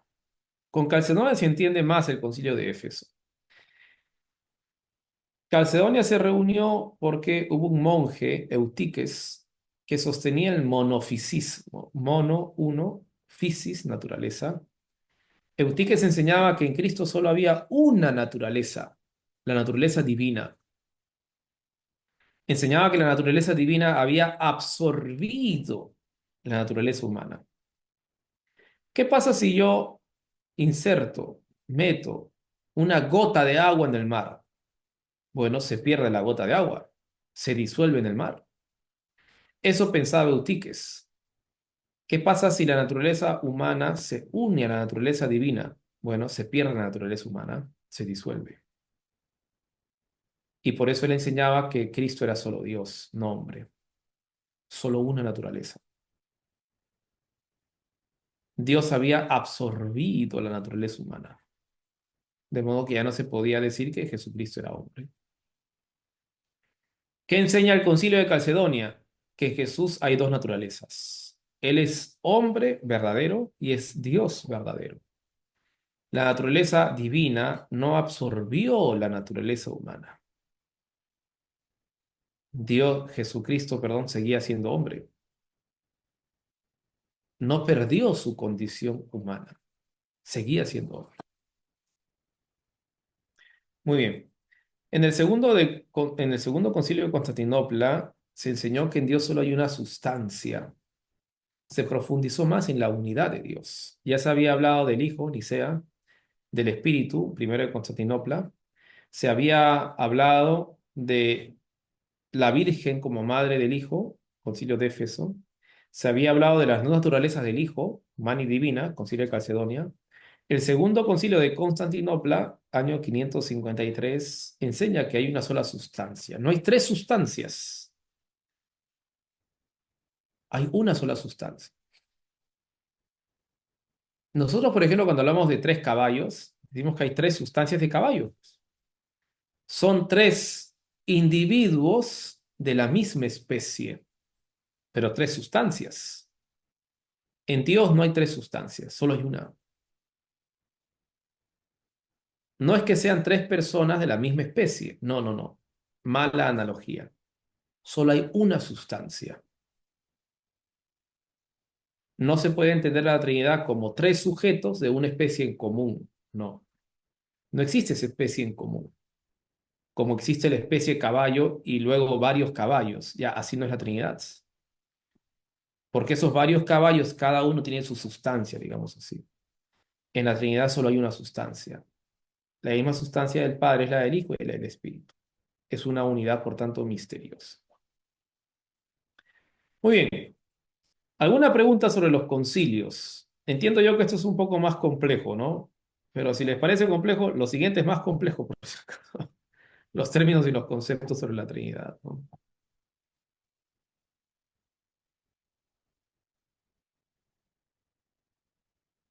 Recuerden, el concilio de Nicea. Hablan Arrio, el hereje. La enseñanza fue la divinidad del Hijo. Concilio de Constantinopla, 381. Macedonio, el hereje. La enseñanza fue la divinidad del Espíritu Santo. Concilio de Éfeso, 425. El hereje fue Nestorio. La enseñanza fue que se puede decir de María que es Theotokos, madre de Dios, porque en su seno estuvo Dios. Luego, el concilio de Calcedonia. El hereje fue Eutiques, que decía que la naturaleza humana fue absorbida por la naturaleza divina, de modo que en Cristo solo había una naturaleza. La enseñanza fue que no, en Jesús hay dos naturalezas, es Dios y hombre. No perdió su condición de hombre por ser Dios. Y el segundo concilio de Constantinopla, año 553, donde se profundiza en la unidad de Dios. Solo hay una sustancia en Dios. Mm. Padre Tomás, tenemos aquí en el chat dos preguntas que están brindando los maestros. Una de ellas dice, eh, ¿quién creó a Dios? Es un cuestionamiento que siempre realizan los estudiantes, ¿no? Y si es así, frente a esta interrogante, ¿cómo podemos responder esta pregunta a los estudiantes sobre quién creó a Dios? Ya. Esa pregunta procede de la experiencia humana, porque en nuestra experiencia todo tiene un origen. Yo sé, por ejemplo, que este vaso no ha salido de aquí, no se ve el vaso, pero tengo un vaso en la mano. No ha salido de la nada, sino que ha salido de una fábrica, tiene un origen. Yo sé que este celular ha tenido un origen. Yo sé que yo mismo tengo un origen en mis padres. Entonces, en nuestra experiencia, todo tiene un origen. Todas las cosas que vemos, tocamos, tienen origen. Entonces, no podemos imaginarnos algo que no tiene origen. Podemos, de algún modo, pensarlo, pero no tenemos un ejemplo para comparar, porque todo lo que vemos tiene origen. Dios, por definición, es un ser que no puede ser creado. Es decir, no puede haber un ser anterior a él que crea a Dios, porque tendría que ser dos seres distintos. Y si fueran dos seres distintos, tendría uno de ellos que tendrá algo que el otro no tiene. Es la única manera de distinguir a dos personas, si hay diferencias entre ellos. Si hay algo que uno tiene y otro no. Pero si hablamos de Dios como un ser que no tiene algo que otro tiene, ese ya no es Dios. Porque Dios es un ser infinito, tiene todas las perfecciones, no le puede faltar nada. Por tanto, racionalmente nos parece imposible que haya dos dioses o tres o cuatro, porque uno de ellos tendría que tener algo que los demás no tienen. Entonces los demás no serían Dios, pero él tampoco, porque le faltaría algo que sí tienen los demás. Racionalmente nos parece imposible que pueda haber varios dioses. Ok, y por tanto no nos queda decir otra cosa, que antes que Dios no había nada. Es decir, no había otro Dios antes que él. El concepto de la nada es un concepto, otra vez, que podemos pensar, pero no imaginar. Lo más cercano a la nada es el vacío, pero en el vacío no existe. Hay aire en lo que llamamos vacío. No existe ese vacío. Incluso cuando intentamos el vacío y extraemos el aire de una cosa, sigue habiendo espacio en esa cosa. Entonces, el concepto más cercano que tenemos a la nada es el vacío, pero el vacío no existe otra vez. Es una abstracción. Porque o hay aire o hay espacio, hay lo que sea, pero vacío, vacío, no hay, ¿no? Eh, entonces, no es una cosa fácil de explicar, pero tampoco es imposible. Como digo, si hubiera un Dios antes que Dios, ya no serían Dios ninguno de los dos. la única opción que nos queda para hablar de un ser infinito es que antes de él no hubiese nada. Pero esa nada no podemos imaginarla, porque no existe. Nunca ha habido nada. Claro, cuando hablamos de nada antes que Dios, estamos pensando que Dios tiene un principio. Es que Dios no tiene principio.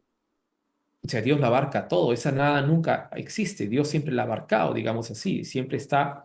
Pero otra vez, tampoco tenemos algo en el mundo creado que sea eterno como para compararlo, ¿no?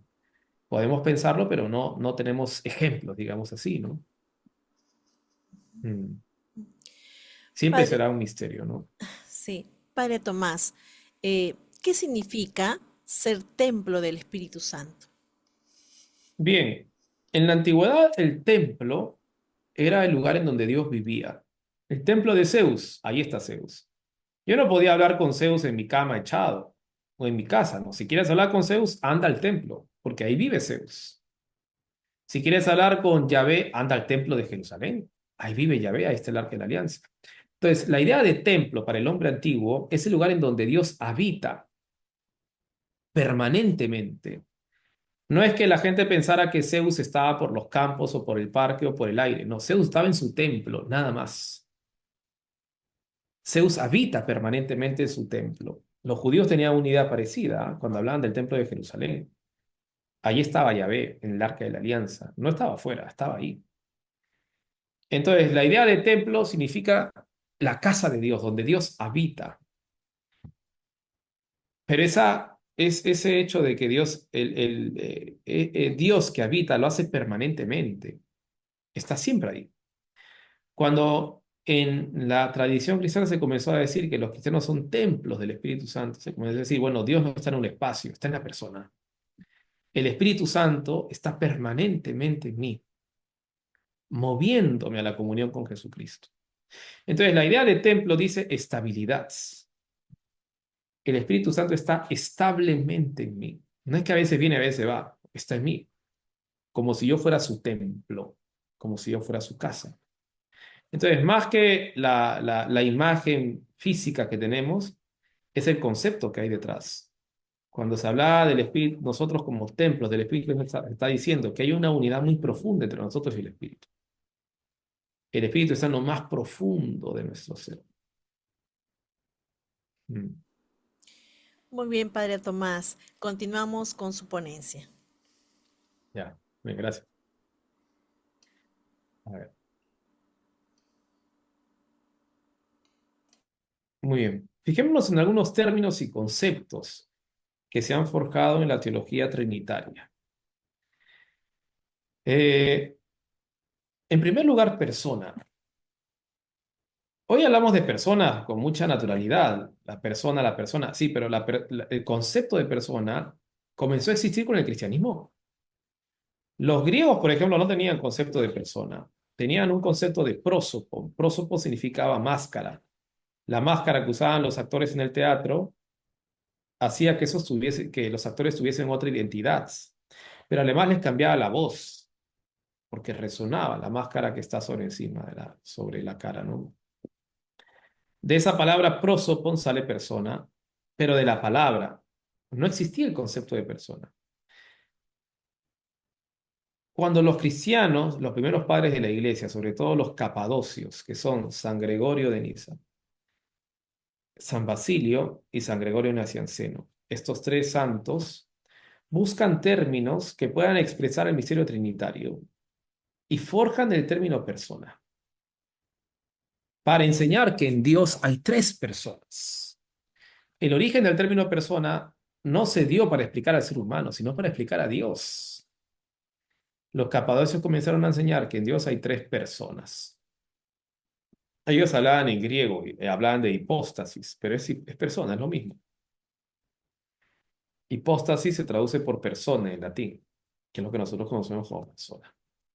Entonces, la palabra persona, el concepto persona se forjó para explicar a Dios.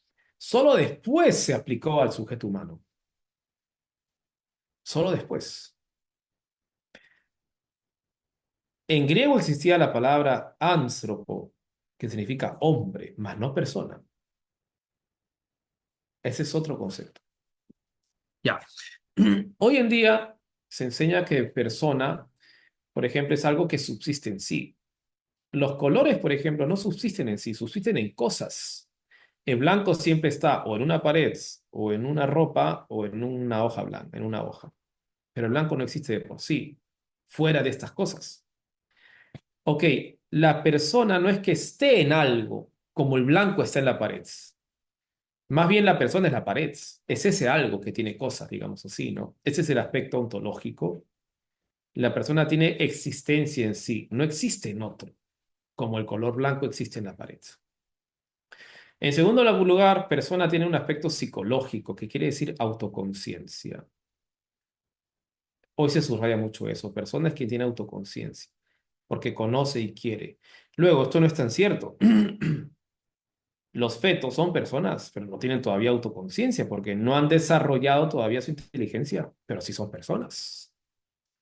Luego, no tienen autoconciencia, pero podrán tenerla. Eso no quita que sean personas, ¿no? Y por otra parte, el aspecto dialógico. La persona puede relacionarse con otras personas, puede hacer referencia a otras personas. Pensemos en nuestro rostro. Nuestro rostro está dirigido a otros.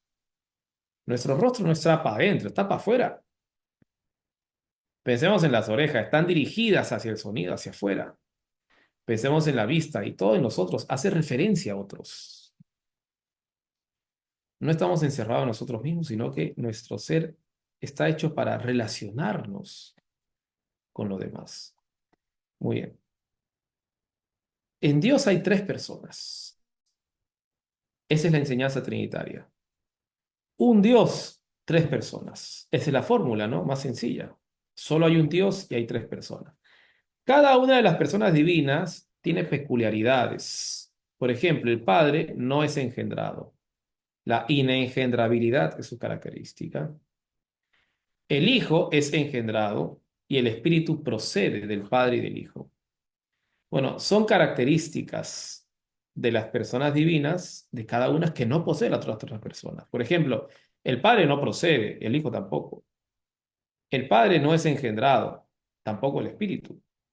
El Hijo no es inengendrado y tampoco procede. Cada una de estas características solo se puede aplicar a una persona. Muy bien. En segundo lugar, procesión. Procesión. Tenemos en la cabeza tal vez la idea de las procesiones, ¿no? Las imágenes. La procesión del Señor de los Milagros, la procesión de la Virgen del Carmen. Ok, no, eso no es eso, ¿no? En Dios hay dos procesiones porque hay dos personas que proceden de una persona. El Hijo procede por vía de generación del Padre. El Espíritu procede del Padre por vía de expiración. Son términos técnicos, ¿ah? Ya les había dicho yo que tal vez sea esta la parte más compleja, ¿no? Evidentemente no son términos que uno pueda dar en la catequesis o en el colegio. No, no. Son términos más técnicos que corresponden más bien a la teología dogmática y no tanto a la catequesis, ¿no? Pero ya que estamos en este ámbito, es oportuno mencionar estos términos. Procesión. En Dios, perdón, hay dos procesiones. La procesión del Hijo por vía de generación y la procesión del Espíritu por vía de expiración. Las procesiones en Dios son inmutables, no implican cambio. No es que el padre antes de tener un hijo no sea padre, no, el padre siempre ha tenido un hijo, por tanto siempre ha sido padre. No se ha convertido en padre, como puede ser una persona humana. No, siempre ha tenido un hijo. Las procesiones además son eternas. El padre desde siempre engendra al hijo. El padre desde siempre expira al espíritu. Cuando hablamos de expiración del espíritu, es un concepto raro, pero más o menos es esto. Expirar, soplar, porque espíritu es eso, espíritu, neuma. Se puede traducir también como aire, ¿no? Como aliento. Entonces, esa es la imagen que tenemos. Cuando hablamos de que el hijo es engendrado, claro, todos entendemos eso, porque entendemos lo que es engendrar, un padre engendra un hijo. Pero cuando hablamos de que el espíritu es expirado, nos suena raro, pero es el mejor término que se ha encontrado, expirar. Es botar el espíritu, digamos así, expulsar, entregar, donar el espíritu, el aliento, digamos. Muy bien. Como hay dos procesiones en Dios, también hay dos misiones. El Padre envía a su Hijo y el Padre envía al Espíritu. El Padre envía al Hijo para que se haga hombre. El Padre envía al Espíritu para que asista al Hijo y nos asista a nosotros, y nos lleve al Hijo. Así como hay dos procesiones, hay dos misiones. Las procesiones se dan dentro de Dios, Trinidad inmanente. Las misiones, en cambio, se dan fuera de Dios, Trinidad económica. Las procesiones se dan dentro del ámbito de Dios, Trinidad ad intra, en Él. Las misiones se dan fuera de Dios, ad extra, salen de Él. Hay una relación entre procesión y misión. Dios engendra al Hijo, el Padre engendra al Hijo, sí, y el Padre envía al Hijo. El Padre expira al Espíritu, sí, y el Padre envía al Espíritu. Así como hay dos procesiones en Dios, también hay dos misiones en Dios. Por otra parte, las relaciones. Tal vez sea esto lo más complejo, ¿no? En Dios hay relaciones. El Padre se relaciona con el Hijo y con el Espíritu. El Hijo se relaciona con el Padre y con el Espíritu. Y el Espíritu se relaciona con el Padre y con el Hijo. Al inicio de esta charla, les decía que Dios es relación subsistente. No es que Dios exista y después se relaciona, no. Dios es relación. No es que el Padre primero exista y después el Padre tiene un hijo, como si hubiese un tiempo en que el Padre no tenía un hijo. Entonces no era Padre, pues. No es que Dios se convierte en Padre, es que Dios es paternidad. La relación entre el Padre y el Hijo es persona. No es que el Hijo tenga un Padre, es que el Hijo es filiación. No es que el Hijo sea expirado, el Hijo es expiración.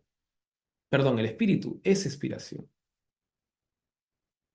Nos cuesta entender esto, porque es un misterio, pues.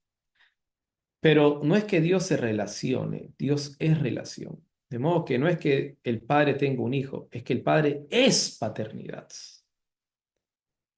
Y no es que el Hijo tenga un Padre, es que el Hijo es filiación. Y no es que el Espíritu Santo sea expirado, es que el Hijo es la expiración del Padre.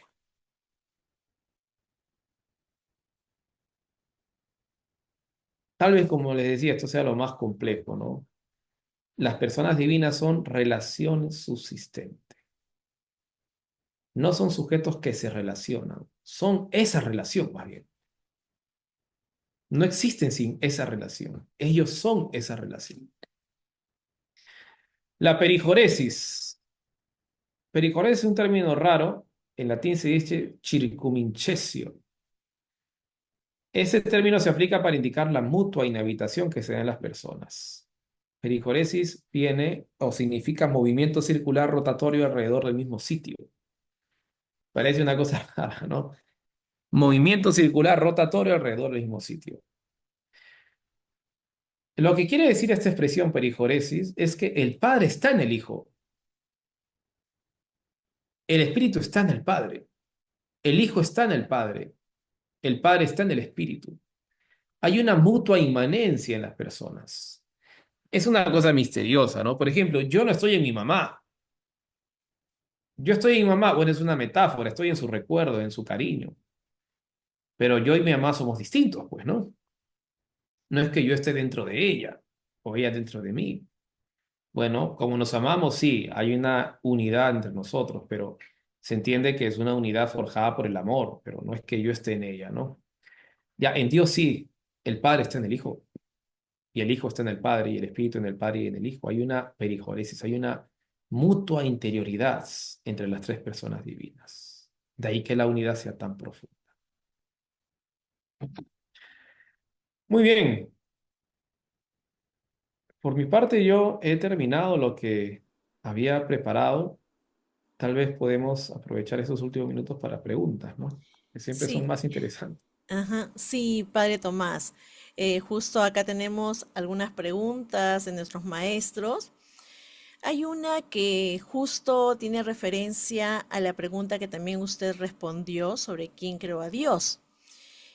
Pero la maestra nos dice, ¿no? Frente a esa pregunta sobre quién creó a Dios, ¿se puede abordar esta pregunta con la revelación de Dios? Eh, yo creo que sí, sin lugar a dudas, porque no es que la pregunta aparezca en la revelación y la respuesta así de modo explícito, pero sí la revelación nos da instrumentos necesarios para responder a esta pregunta. Como les decía, solo Dios crea. Y crear significa no ser creado, porque se hace la distinción entre creador y criatura. Si Dios hubiese sido creado, ya no sería creador, sino criatura. Pero justamente por ser creador se excluye que Él sea una criatura, es decir, que Él tenga inicio. Bueno, eso en la Escritura está muy claro, sobre todo en el Antiguo Testamento. Bueno, no se responde la pregunta explícitamente porque tampoco la pregunta existe explícitamente, pero sí existen datos suficientes como para dar una respuesta según la Escritura, ¿no? Dios no puede ser criatura y por tanto no puede ser creado, por tanto no puede haber nada antes que Él, ¿no? Gracias, Padre Tomás. Siguiente pregunta. ¿Por qué se dice que el Hijo procede del Padre y del Hijo? El Espíritu procede del Padre y del Hijo, o el Hijo, a ver, hay Dice, que ¿por leerlo. qué se dice que el Hijo procede del Padre? ¿Será? Debe ser eso. Ujú. Ya, bueno, es por, a ver, la doctrina de las procesiones tiene una raíz bíblica. El mismo Jesucristo indica que Él viene del Padre. En algún pasaje dice, procedo del Padre. Y también se dice que el Padre envió a su Hijo. Tanto amó Dios al mundo que envió a su Hijo. Ya, la cuestión de las misiones, el Padre que envió a su Hijo, hace referencia a la cuestión del origen del Hijo. Y justamente como el Padre envió al Hijo, el Padre tiene que ser el origen del Hijo. Por tanto, debe haber una procesión de parte de, que tiene origen en el Padre y que termina en el Hijo. Entonces, el mismo hecho de que el Padre haya enviado al Hijo es la razón que se ha tenido en la historia de la teología para indicar que el Padre es el origen del Hijo y por tanto que el Hijo procede de él. Mm. No sé si hay alguna otra pregunta de nuestros maestros que puedan hacer al Padre Tomás. Creo que, estimado Padre Tomás, todos se han quedado bastante absortos con todo este contenido doctrinal que usted en esta noche nos ha dado. Ahí tenemos justo otra preguntita. Dice, Padre, ¿podría explicar la cuestión del filoqué y cómo explicarlo dentro de la historia de la iglesia? Ya, muy bien. El filioque es la doctrina que sostiene que el Espíritu Santo procede tanto del Padre como del Hijo. Hemos dicho que el Espíritu Santo procede del Padre, ya, pero cuando hablamos cuando decimos, a ver, vamos a primero detenernos en la palabra filioque significa filio y que. Que en latín significa y, filio y, o sea, el Espíritu Santo procede del Padre y del Hijo, filioque, ya. Pero cuando decimos que el Espíritu Santo procede del Padre, estamos diciendo que procede de un sujeto que tiene un hijo. Es decir, procede de un sujeto que es padre y es padre porque tiene un hijo. Y por tanto se sostiene que también el hijo participa de la inspiración activa del Espíritu Santo. Repito, si el Espíritu Santo procede del Padre, significa que procede de un sujeto que tiene un hijo. Y por tanto el hijo también participa en la inspiración activa del Espíritu. Ya, esto fue añadido en el símbolo de fe. El símbolo de Nicea tuvo algunos artículos añadidos con el concilio de Constantinopla. De ahí que se hable del símbolo niceno-constantinopolitano. Recordemos que el concilio de Constantinopla 381 declaró la divinidad del Espíritu Santo. Ya, esas cláusulas que aparecen en las diapositivas fueron añadidas por el concilio de Constantinopla al símbolo de Nicea. Pero en esas cláusulas no se decía que el Espíritu Santo procede del Padre y del Hijo, sino que simplemente se decía que procede del Padre. Luego la Iglesia en Occidente añadió que el Padre procede, que el Espíritu, perdón, procede del Padre y del Hijo.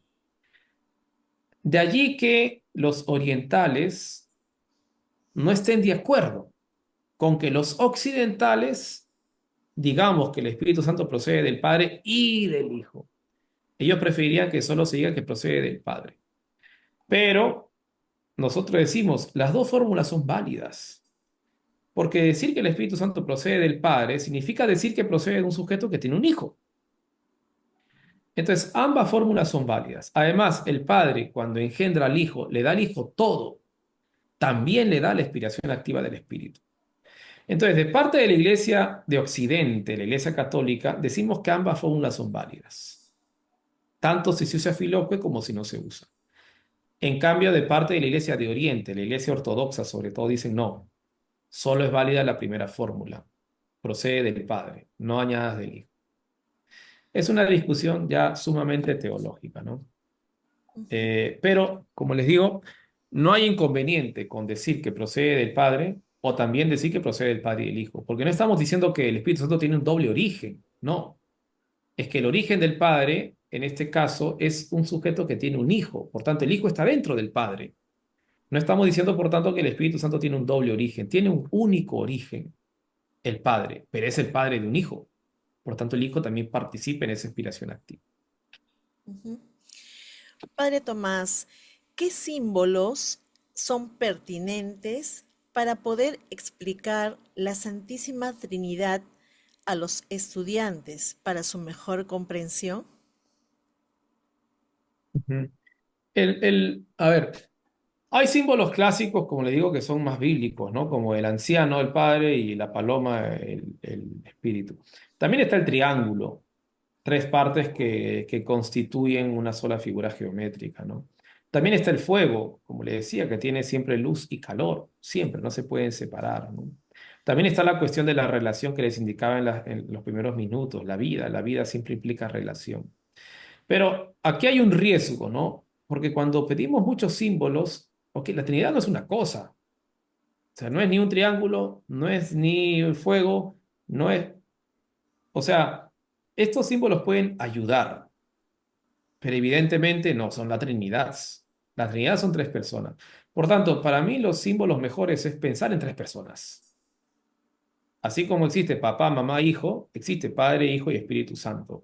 No es una analogía, digamos así, completa, porque tiene errores. El Espíritu Santo no es el hijo del Padre ni del Hijo, o sea, no es el nieto del Padre. No. Pero bueno, hagamos el esfuerzo de imaginar tres sujetos, porque al final son eso. No son fuego, ni paloma, ni anciano, son tres sujetos que se aman eternamente, ¿no? Pero son tres sujetos distintos. Por lo tanto, los símbolos vienen para explicar, pero luego tenemos que sobrepasarlos y entender que no es una paloma.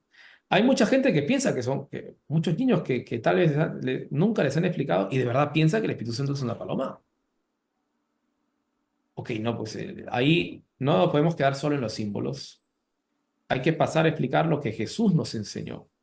Luego los símbolos ayudan, son instrumentos, bien, pero hay que pasar a la enseñanza más fundamental, ¿no? Siguiente pregunta, padre. ¿Cómo podemos seguir ampliando esto que el Espíritu Santo es el alma de la iglesia? Sí, bien. Es una analogía ya presente en los padres de la Iglesia, pero que se subrayó en el Concilio Vaticano II. El alma es el principio que anima el cuerpo. El alma no se ve, el cuerpo sí. Entonces, el Espíritu Santo es el principio que anima a la Iglesia. Parece que la Iglesia se mueve por nosotros, por los sacerdotes, por los laicos, por los religiosos, los cardenales, el cónclave. No, nos equivocamos. Lo que mueve a la Iglesia es el Espíritu Santo. Nosotros somos la parte visible. Por tanto, es lo único que se ve. Pero por fe sabemos que lo que está moviendo, lo que se ve, es el Espíritu Santo. Es como el alma en la iglesia. Hay una carta en la antigüedad, la carta a Diogneto, en donde se afirma eso. Los cristianos son en el mundo lo que el alma es para el cuerpo, es la vida. el Espíritu Santo es para la iglesia lo que el alma es para el cuerpo. Es la vida de la iglesia. Es lo que mueve la iglesia. Las personas que no tienen fe piensan que la iglesia la dirige el papa y los obispos. No, ellos son los instrumentos. La dirige el Espíritu Santo. Es lo que da vida, movimiento a la iglesia. Bien, Padre Tomás, Pablo, Agustín, Garbán, Orellana.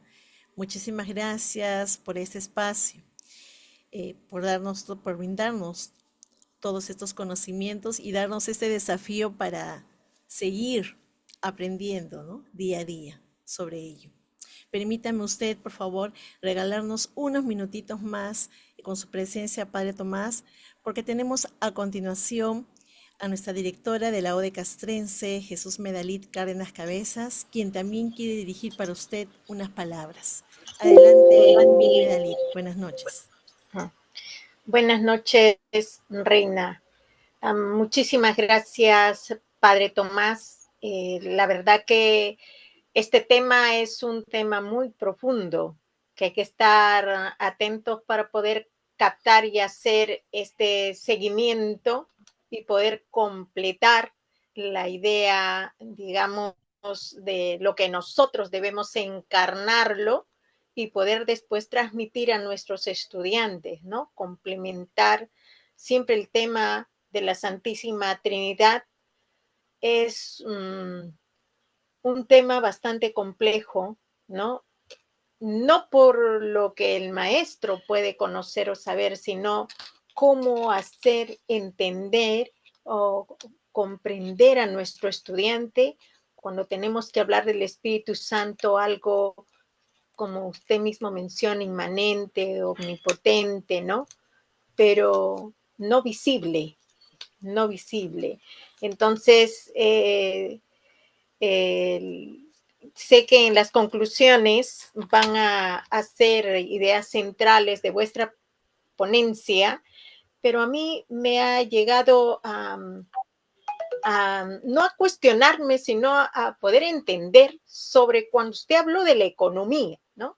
La economía nace en la iglesia, nace con la iglesia. Y, sí, y nosotros en educación religiosa tenemos que hablar de economía. O sea, como en nuestras clases también debemos de insertar todo lo que es la actividad económica, pero como el bien, para el bien de la persona humana. Y esto está en la Sagrada Escritura y lo tenemos también bien explicado en el catecismo de la Iglesia Católica. Entonces, ¿cómo no utilizar o utilizar de manera permanente para poder abordar este tema que también usted nos habló y nos interpela a nosotros como docente para poder ir implementando, ampliando el conocimiento a nuestros estudiantes con la Santísima Trinidad, el tema de la economía dentro de lo que la administración de Dios, cuando queremos hablar de Dios, como aquel que administra todos los bienes que nos está dando a nosotros, cómo nos administra también Dios a cada uno de nosotros. Y hay normas morales en toda actividad económica para nosotros, entendiendo desde la presencia del Padre, ¿no? Para que esa actividad económica sea pues ética y moral de nuestras actitudes y acciones personales, porque algo que procede del Padre siempre es la tendencia al bien. Es muy importante. Yo le agradezco mucho su presencia, Padre Tomás. Sé que es parte de la familia ya castrense porque necesitamos muchos temas, profundizarlo y que no sea pues en esta capacitación doctrinal que estamos empezando, no sea la primera vez, sino seguir alimentándonos con esta experticia y experiencia que usted tiene como sacerdote y como profesional en el campo. Muchas gracias, Padre Tomás. Mil bendiciones también por ello. Y gracias a los profesores, porque la verdad que nos hemos quedado absortos cada cosa, cada palabra, cada mensaje que usted nos va ampliando a partir de este gran tema del misterio de la Santísima Trinidad. Gracias, muchas gracias a usted.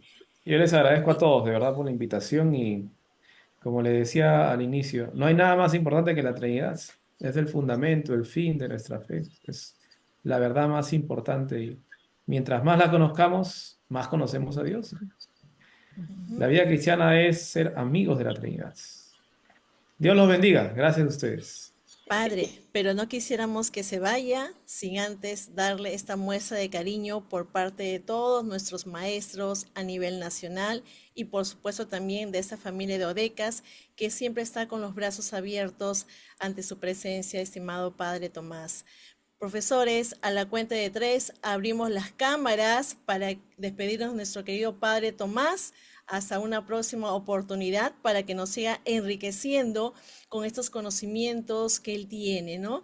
Y nos inculca a desafiarnos, a seguir nosotros también a la vanguardia de todo esto que tenemos que seguir aprendiendo en el día a día. A ver, por favor, todos abrimos nuestras cámaras. Vamos a poner la vista en galería para que podamos salir todos. Ahí está.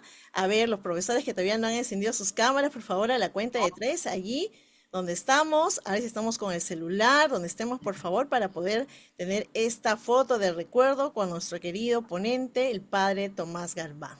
¿Sí? A ver, a la cuenta de 3, ¿ya? 1, 2, 3. A ver las cámaras. Miss Diana, Jessica, Cecilia, Miss Livia, Madeley, Miriam, ¿listo? Ahora sí, tomamos la foto, sonreímos para que el padre se lleve también un bonito recuerdo a nivel nacional de toda esta familia castrense que siempre va a recordar todo lo que el día de hoy hemos aprendido de él. ¿Sí? A la cuenta de 3, 1, 2, 3, ahí está, las reacciones. Eso, muy bien. Eso, muy bien. Muchísimas gracias, estimado Padre Tomás Garbán, por su presencia en esta noche, en esta segunda conferencia que hemos tenido sobre este maravilloso tema de la Santísima Trinidad.